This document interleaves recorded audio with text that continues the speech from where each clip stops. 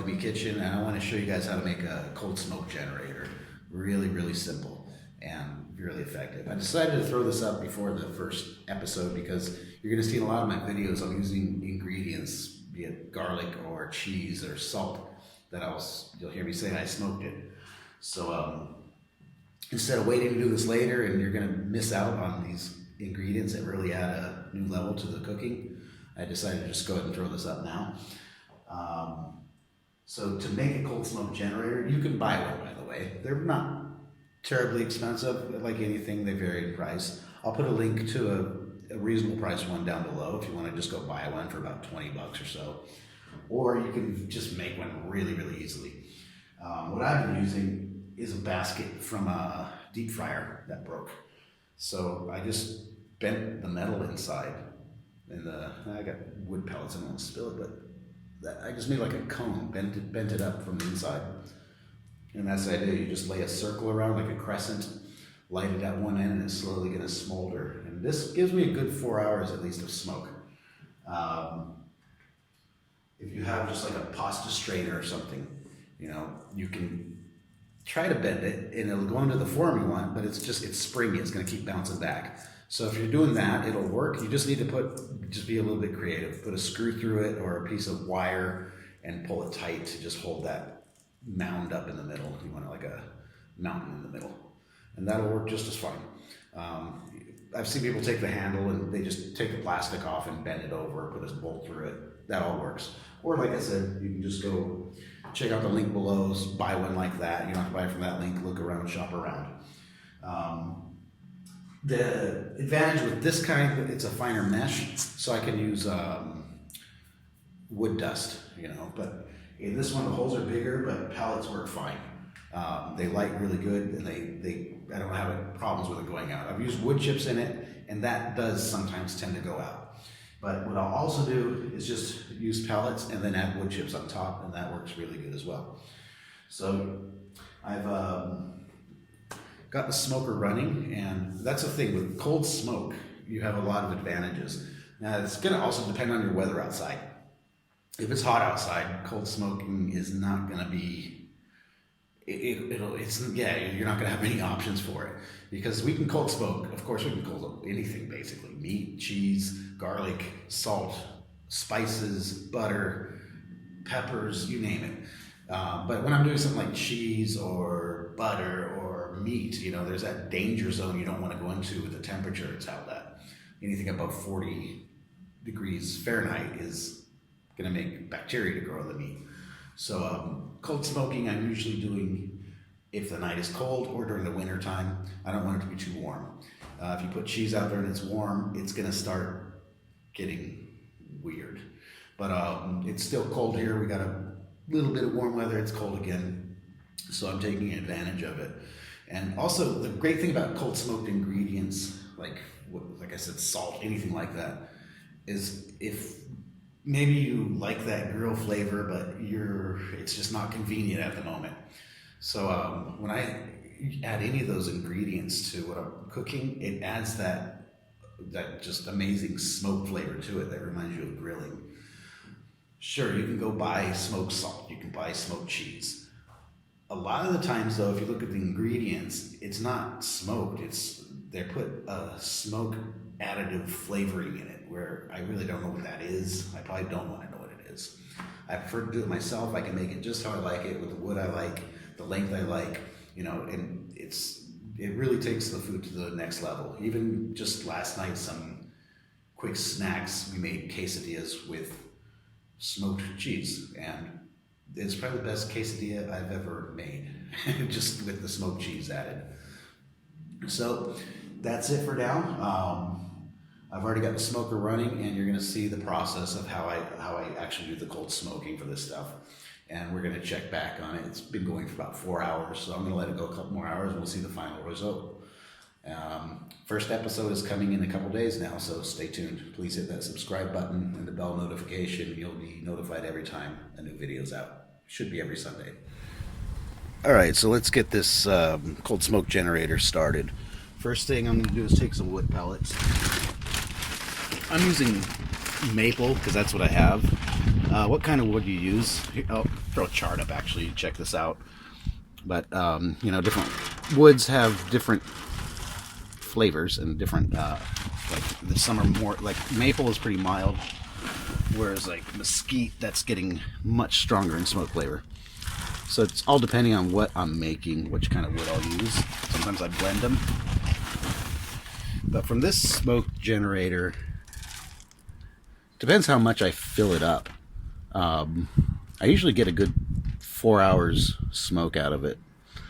And depending on what I'm smoking, I might run it 2-3 times. It just all depends how much smoke flavor I want in what I'm making. So I want to leave just a space, a gap in between the heads here. And I mean, if I fill it up a little bit more, a little bit higher, it's going to burn longer. That way I don't have to be coming back and forth and just lighting it, or refilling it basically. By the way, you don't need an expensive smoker for this at all. Smokers vary in quality and price, of course. So I mean, if you have something with a heavier gauge steel, it's going to retain the heat a lot better. But we're not trying to, we don't want heat here, so it doesn't matter. You could use it, what we call these El Cheapo smokers, like I got over here. This is the Super El Cheapo. It's not even a Brinkmann. They're terrible for trying to smoke food up to temperature, but perfect for cold smoking. Even just a barbecue with a lid and a vent, as long as there's enough room to put something like this in there and a rack over it. You can look up videos. You can make them out of anything from wood to an old file cabinet to a trash can. A metal trash can will work. Just anything with some holes in it and a rack and a place to put your cold smoke generator. So next, today I'm actually just going to use this one because it's pretty windy. I don't want to mess with it. El Cheapo, it's a pain in the ass to take it apart to get to the bottom area, and I'll end up getting, the wind's going to blow everywhere, and it's not very good for some of the stuff I plan to smoke today. So I'll just take easiest way. You can take a tea candle and just put it under there, or if you have a creme brulee torch, that works really good. Quickest way, and I'll just start on one end.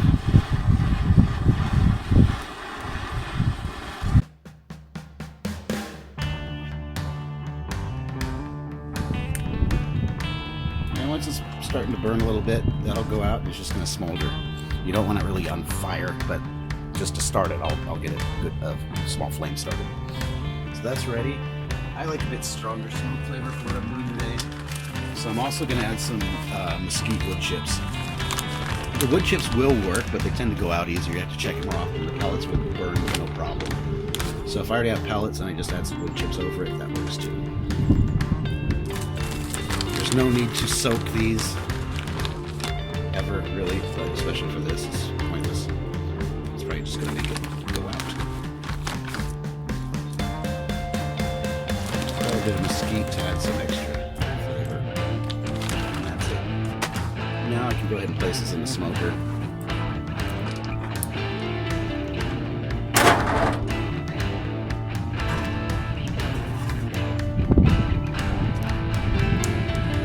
And there we have it. So the next step is I'm ready to start smoking some things. Let me get my ingredients together and I'll show you just a few ideas of what you can smoke with cold smoking, and we'll check back on it every hour or two and see the progress.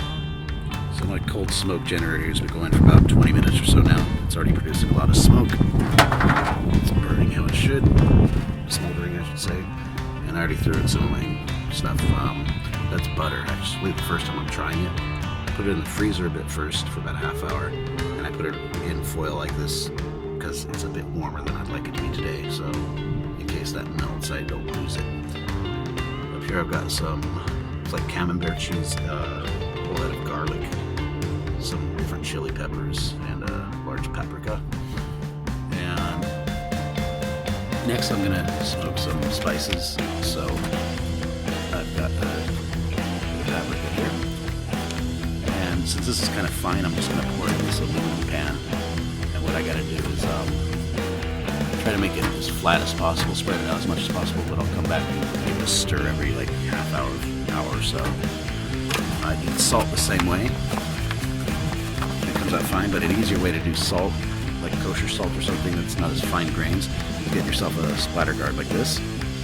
and you can just lay it directly on it.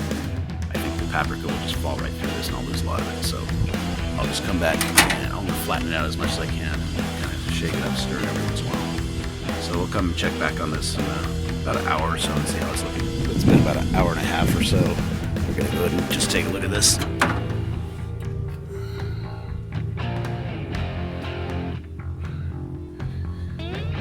Let's see, that's still going.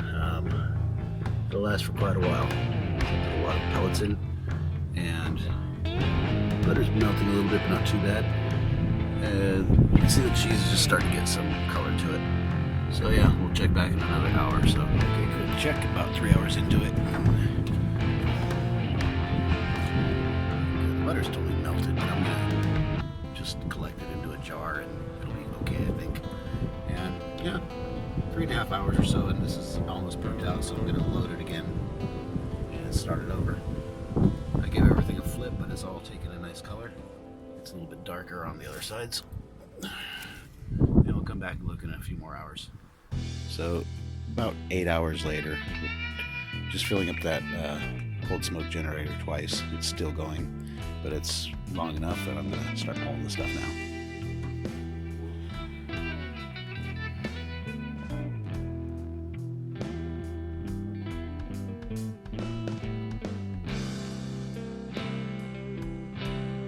So here's our final result after approximately 8 hours on the smoker.